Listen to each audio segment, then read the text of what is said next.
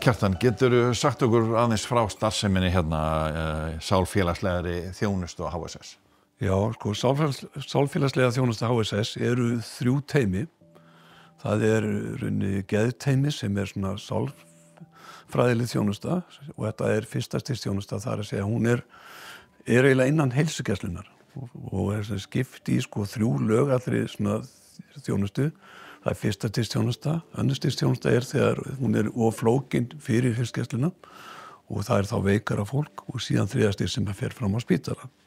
Þannig að þetta það sem við erum að sjá sálfræðinga á heilsugæslu eins og í bænum og annað. Þetta rauninni eru þið bara undir okkar hatti en í starfa sem eins konar framlenging af heilsugæslunni. Og inn í þessu líka barnateymið, það að segja börn yngri en 18 ára og þetta svona lágþröskulda þjónusta hvort tveggja. Þannig að og þetta fyrst og fremst fólk sem að þarfnast sko eða með lyndisraskanir, með þunglindi og kvíða, áföll og hegðunarröskun hjá börnum með einhvern lit og það boðið upp á svona meðferð sem þá í ákveðin tiltekinn fjöldi viðtala og þá fer fram af sálfræðingum. Það eru rauninni þeir sem eru að veita þessa þjónustu. Þannig að þetta ekki svona margar starfstétt sem koma þarna, þetta eingöngu sálfræðileg meðferð. Síðan það geðteymið og það fjölfaglegt eða þverfaglegt, eins og það heitir líka, og þar þá margar starfstéttir sem eru að koma að vanda einstaklinga og þetta þá fólk sem við köllum í annarri línu þjónustu. Og það þá þarfnast fleiri aðkomu, fleiri fagaðila.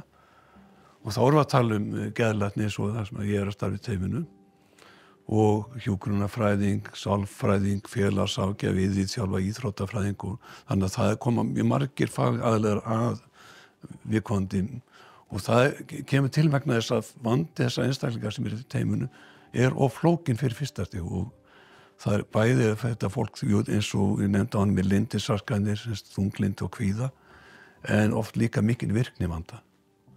Það bara að koma fólki bara í rútinu, koma þau úr húsi, koma þau úr rúminu. Og þetta svona oft þegar fólk við dottið út af vinnumarkaði, kannski reynt að fara í virk, en ekki gengið og það bara að byrja bara ofta á svona grunnatriðum.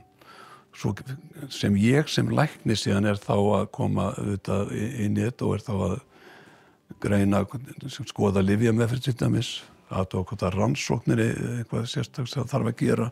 Það þarf að skrifa vottorð, það mikið vottorðafargan alltaf hérna í kerfinu sko. Hvort sem það endurhæfing eða einhver annar lyfjaskírteini og svo framvegis. En við erum semst að vinna saman og einstaklega að mæta hjá fleiri en einum fagaðila. Og hann fær málastjóra þegar hann byrjar í teyminu sem að sér þá hans mál og raunir stýri svolítið meðferðinni og sendir til sálfræðingsins beiðni og sendir beiðni til heilsufræðilegrar móttöku sem við erum líka í góðu samstarfi við. Þannig að við reynum að búa til einhvern meðferðarmarkmið með viðkomandi og þetta fer eftir svona það sem við kallum bata-hugmyndafræðinni. Bata-hugmyndafræðin gengur út af það að einstaklingur ber svolítið ábyrgð á sinni meðferð og velur líka hvað hann vil gera. Og þannig að við reynum að finna svona sameiginleg markmið við einstaklingum við skjólstæðinum. Hvað með svona viðhorf til þessara þátta sem að þið starfið með? Einhvern veginn hef ég á tilfinningunni að það hafi breyst í áranna rás. Já, ég held að það sem betur fer hefur það gerst og ég held að við erum hérna bara úti í samfélaginu, við erum hérna fyrir ofan bara vinsæla matsölustæði sko og það lítið mála að koma hingað fyrir fólk. Ég held að það sem betur fer ekki neitt stórmál og ekki feimnismál heldur. En finnst þið viðhorf svona fólks í dag, jafnvel yngra fólks, ég gagnvart því að leita eftir þessari þjónustu því að ef við getum sagt að eldri kynslóðnar hafi kannski ekki verið, getum við sagt, geinkeyptar fyrir því að ná sér í sálfræði þjónustu, ef það eru einhverju slíkir hlutir að plaga það, finnst þér að hafa orðið breyting? Já, algjörlega og við sjáum það bara á þeim mikla fjölda beiðna sem við fáum frá aðilum út í bæ, sérstaklega heilsugæslunni, líka annars staðar frá, að það ekki svona, það þarf ekki mikla fortölu til að fá fólk til að sækja þjónustu. og það að biðja þetta sjálft og það komið í vanda og það bara vist eins og bara einhver sem er skemmta tönn og hann finnur til, hann fer til tannlæknis og það bara sama einhver sem með kvíða sem kannski orðin illviðráðanlegur eða einhver annar vandamál áföll að þá ákveðið að leita aðstoðar og stundum dugar aðstoðin í heilsugæslunni. Það er ekki senda öll mál til okkar en svo kemur að því að þeir vilja fá fleiri fagaðila, fá sálfræðing til dæmis í máli til þess að takast á við tiltekin kvíða eða félagsfælni og stundum ef vandinn semst orðin viða meiri að þá kannski ástæða að senda beiðni þá í geðteymið.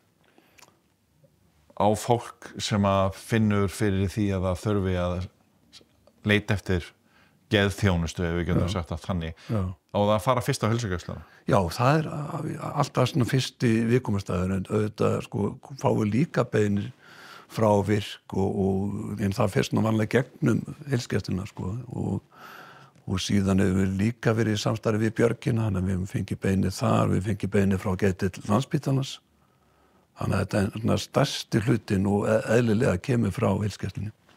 Hvernig finnst þér starfsemin ganga? Þetta bara, ég segi, mjög skemmtilegt og á að vera starfið þetta að reyna að taka við fólki sem að detta út af vinnumarkaði og þetta náttúrulega gríðarlega mikið og þetta að reyna að koma þið aftur í gang. Þetta út fólk mikið til og hvert og eitt svo dýrmætt að ná einhverjum aftur út í samfélagið. Þannig að þetta þetta mjög gefandi við sjáum að þetta að ganga vel en svo kemur þetta fyrir að við þurfum svolítið við erum að sjá mál sem kannski búin að vera velkjast í kerfinu lengi og kannski ekki mikla líkur á við komum fara á vinnumarka en við reynum falla að bæta lífsgæðin að fólk sé þó með minni kvíða og njóti lífsins betur og þannig að það alltaf hægt að setja sér einhver markmið. Núna í seinni tíð hefur maður orðið var við umræðu svona bara almennt í samfélaginu að það sé svona aukin kvíði meðal fólks og meira meðal yngra fólks. Hvað getur þú sagt okkur um það? Já, ég held að það sé bara rétt því miður. Hver ástæðan? Ég held að sé bara margar og kannski erfitt að svara. Ég sé einhverja samfélagslegar ástæður bara fyrir þessu. Það verið að kenna þetta samfélagsmiðlum. Það má vera að það sé rétt líka. Mikla kröfur og svo það bara flókið, miklu flóknara lífi núna, þetta var kannski fyrir 20-30 ára síðan.